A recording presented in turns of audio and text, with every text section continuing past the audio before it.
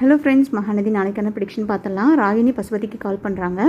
பசுபதி உடனே கேட்குறாரு, சொல்லுமா என்ன நடக்குது, அங்கே என்ன ஆச்சு, மாப்பிள்ளைக்கு கவனிப்பெல்லாம் எப்படி இருக்குன்னு கேட்க ராகினி பயங்கரமாக சிரிக்கிறாங்க. என்னம்மா ஆச்சு அப்படின்னு சொல்லிட்டு அவரும் கேட்க ராகினி சொல்கிறாங்க, அப்பா நம்ம நினைக்கிற மாதிரி இல்லைப்பா, நம்ம நிவின் ரொம்ப ரோசக்காரனாக இருக்கான். அந்த குடும்பம் கூட நிவினையும் வளைச்சி போட்டு மயக்கிடுவாங்கன்னு பார்த்தா நிவின் அதுக்கெல்லாம் சரிப்பட்டு வர மாட்டான் போல இருக்கு. பயங்கர கோவத்தில் இருக்கான். அவங்க குடும்பமே இவனை பார்த்து மிரண்டு போயிருக்கு.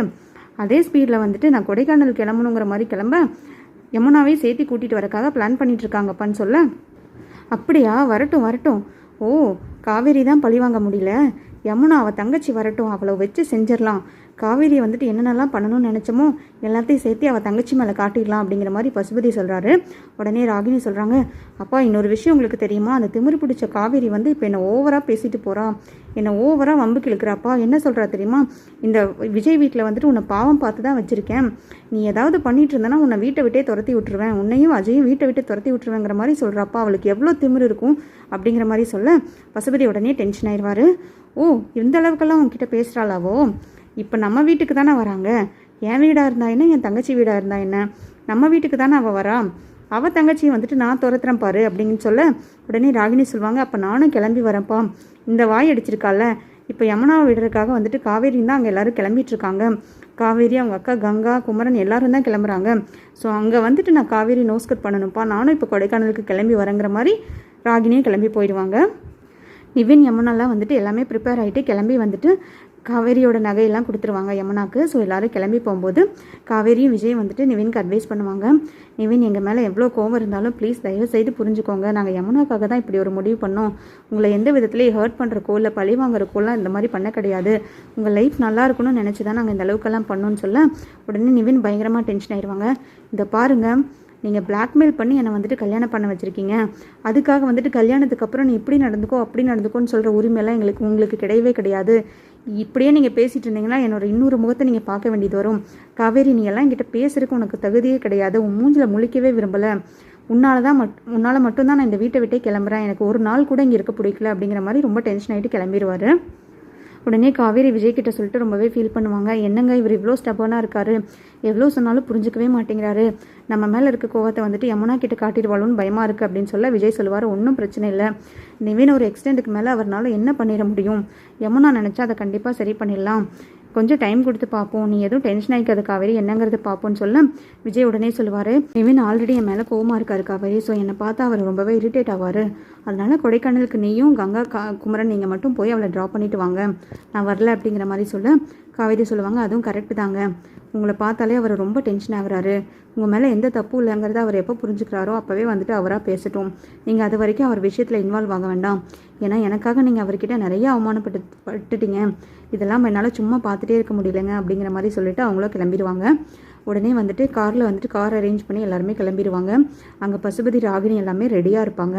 இன்றைக்கி பயங்கரமாக வெல்கம் பண்ணிடணுமா, என் ஜெயக்கிட்டேயும் சொல்லிடுவாங்க, இந்த மாதிரி உன் மகன் மருமகளை கூட்டிகிட்டு வந்துட்டுருக்கா, நீயே பார்த்துக்கோ, நம்ம நிவினை அவ்வளோ கட்டாயப்படுத்தி கல்யாணம் பண்ணியிருக்காங்க, ஸோ அதுக்கெல்லாம் பதிலடி கொடுக்க வேண்டியது நீ தான், நிவின் ரொம்ப நல்ல பையனாக வளர்த்திட்டீங்க, அவன் எதுவுமே பண்ண மாட்டான் அப்படிங்கிற மாதிரி சொல்ல, இதெல்லாம் நான் பார்த்துக்கிறேங்கண்ணே, நீங்கள் இதெல்லாம் சொல்லணுமா என்ன, எனக்கு தெரியாதா, காவேரியும் அவங்க குடும்பத்தையும் எப்படி பழி வாங்கணும், அந்த யமுனா என்னென்னலாம் பண்ணணுங்கிறது எனக்கு தெரியும், ஊமை மாதிரி இருந்து எவ்வளோ பெரிய வேலையை பார்த்துட்டா, என் பையனவே இந்த அளவுக்கு அசிங்கப்படுத்தி கல்யாணம் பண்ணியிருக்கானா, அவளை நான் சும்மா விட்டுருவேனா அப்படின்னு கேட்க உடனே பசுபதி ராகினியை கூப்பிட்டு, ராகினி இந்த மாதிரி ஜெயா எதுவுமே பண்ண மாட்டான், ஆரத்தியெல்லாம் அவங்க எடுக்க மாட்டாங்க, ஸோ ஆரத்தி தட்டெல்லாம் நீ ரெடி பண்ணு, அது போக எல்லாமே பண்ணட்டும், அது கடையில் ஜெயாவே என்ன பண்ணணும்னு அவளுக்கே தெரியும், நீ எல்லாமே அரேஞ்ச் பண்ணுற மாதிரி அரேஞ்ச் பண்ண, ஜெயா குட்டையை குழப்பிடுவாங்கிறது எனக்கு நல்லாவே தெரியும் அப்படிங்கிற மாதிரி சொல்ல உடனே அவங்களும் ரீச் ஆயிடுவாங்க. வீட்டுக்கு வரும்போதே ஜெயா அங்கே பக்கத்தில் வரமாட்டாங்க, ஆரத்தி எடுக்கிறதுக்காக ராகினி தான் ஆரத்தி எடுக்கும்போது கரெக்டாக ஜெயா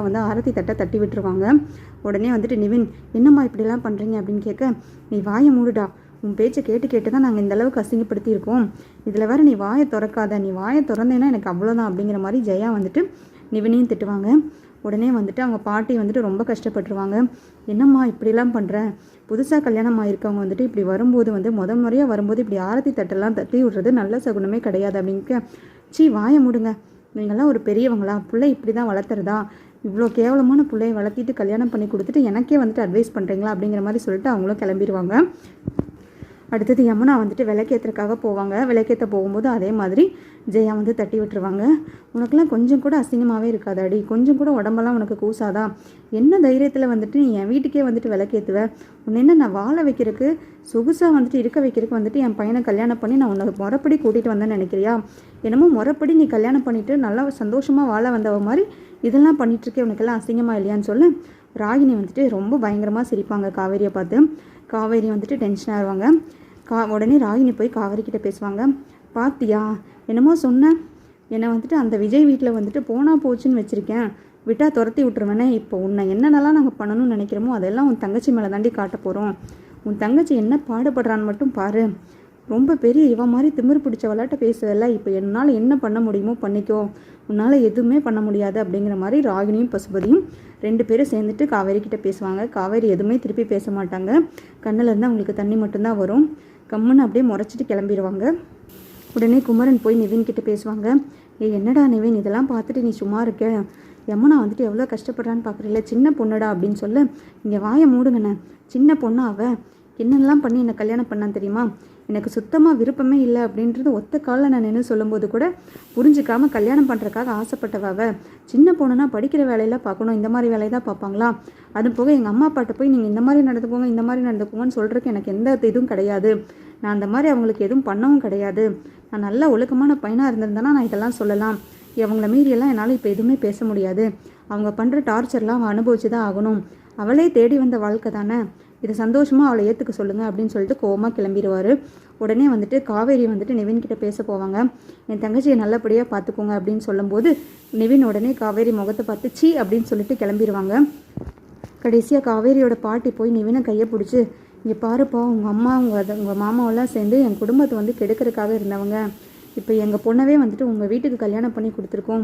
உங்கள் அம்மா என்னென்னலாம் என் கண்ணு முன்னாடியே பண்ணுறதுன்னு பார்க்குறேல்ல, சின்ன பொண்ணுப்பா அவளுக்கு ஒன்றுமே தெரியாது, நீ தான்ப்பா அனுசரித்து அவளை பார்த்துக்கணும். அவளை உன் நம்பிக்கையில் தான் நாங்கள் விட்டுட்டே போகிறோம். அவளை இங்கே விட்டுட்டு போகிறக்கு எங்களுக்கு மனசே இல்லை.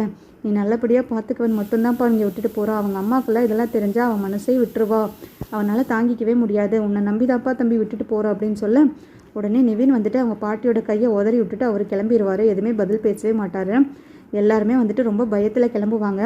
கொடைக்கானலை இவளை விட்டுட்டு போகிறோம், தனியாக வேற விட்டுட்டு போகிறோம், பசுபதி ஜெயாவெல்லாம் சேர்ந்து இவளை என்ன பண்ண போகிறாங்கன்னு தெரியலையே அப்படிங்கிற மாதிரி நினச்சிட்டு கங்காவும் காவேரியும் யமுனாவுக்கு அட்வைஸ் பண்ணுவாங்க.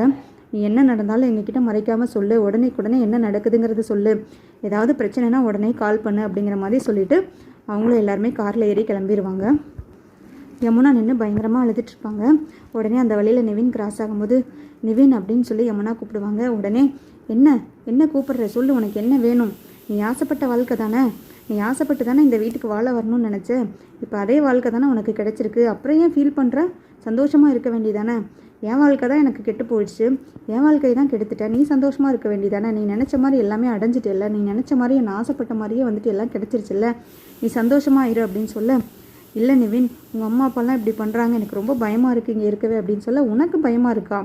எனக்கு வந்து இந்த கல்யாணத்தில் சுத்தமாக விருப்பம் இல்லை, நான் காவேரி உயிருக்குயிராக லவ் பண்ணுறேன், காவேரி தான் என் மனசில் நினச்சிட்ருக்கேங்கிறது எல்லாமே உனக்கு தெரிஞ்சுட்டு எவ்வளோ பிளான் போட்டு எல்லாத்தையும் வந்துட்டு நீ எல்லாத்துக்கிட்டையும் வந்துட்டு எல்லாத்தையும் மறைச்சு என்னை வந்துட்டு இவ்வளோ திட்டம் போட்டு கல்யாணம் பண்ணியிருக்கேன், உனக்கு பயமாக இருக்கா?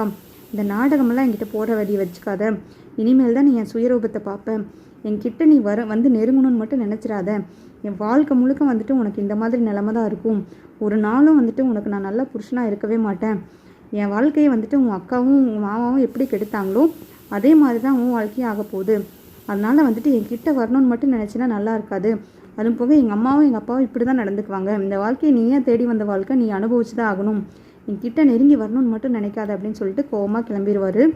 உடனே யமுனா ரொம்பவே ஃபீல் பண்ணிகிட்ருப்பாங்க, ரொம்ப அழுகுவாங்க. இப்போ என்ன பண்ணுறதுன்னு தெரியலையே அப்படின்னு சொல்லிட்டு அம்மா அக்கா அப்படின்னு சொல்லி நினச்சி அழுகுவாங்க. உடனே பசுபதி ராகினி வந்துட்டு யமுனாவை சுற்றி வருவாங்க.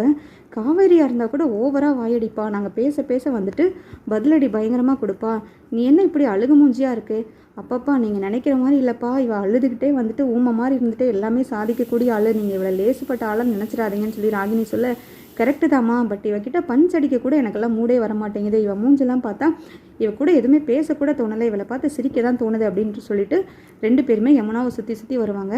யமுனா வந்துட்டு பயங்கரமாக அழுதுட்ருப்பாங்க, இவங்க 2 பேருமே சிரிச்சிட்ருப்பாங்க. உடனே ராகினி தனியாக வந்து பசுபதி கிட்ட சொல்லுவாங்க, அப்பா எப்படியோ வந்துட்டு இவள் வாழ்க்கையை வந்துட்டு ஜெயாத்தை பார்த்துப்பாங்க, ஜெயாத்தை என்ன பண்ணணுமோ எல்லாத்தையும் வந்துட்டு இவளுக்கு பண்ணிடுவாங்க, இதை பற்றி நம்ம கவலைப்பட வேண்டாம். நம்ம முதல்ல இப்போ பண்ண வேண்டியது வெண்ணிலாவை கண்டுபிடிச்சி விஜய்க்கு ஒரு ட்விஸ்ட்டு கொடுக்கறது மட்டும்தான். அஜயோட அப்பா வந்துட்டு வெண்ணிலாவை தேடுறதுல வந்துட்டு ரொம்ப மும்பரமாக இருப்பார். ஏன்னா வந்துட்டு வெண்ணிலா குடும்பத்தை வந்துட்டு இந்த ஊர்லேருந்தே அடித்து துரத்துனது அவங்க தானாமா. ஸோ அவர் நினச்சா கண்டிப்பாக வெண்ணிலாவை வந்துட்டு கண்டுபிடிச்சிட முடியும். அவர் எவ்வளோக்கு எவ்வளோ சீக்கிரம் கண்டுபிடிக்கிறாரோ அவ்வளோக்கு எவ்வளோ சீக்கிரம் வந்துட்டு நம்மளுக்கு நல்ல ட்ரீட் இருக்குன்னே சொல்லலாம். கண்டிப்பாக வந்துட்டு வெண்ணிலாவை கண்டுபிடிச்சதும் விஜய் முன்னாடி கூட்டிகிட்டு போய் நிறுத்தி காவேரிக்கு வந்துட்டு செருப்படி கொடுக்கணும்ப்பா. காவேரி என்ன ஆட்டம் போட்டுட்ருக்கா, எவ்வளோ திமிரா பேசிகிட்ருக்கா. விஜய் முன்னாடி வந்துட்டு வெண்ணிலாவை கொண்டு போய் நிறுத்தினது அவளுக்கு அடுத்தது தெரியும்.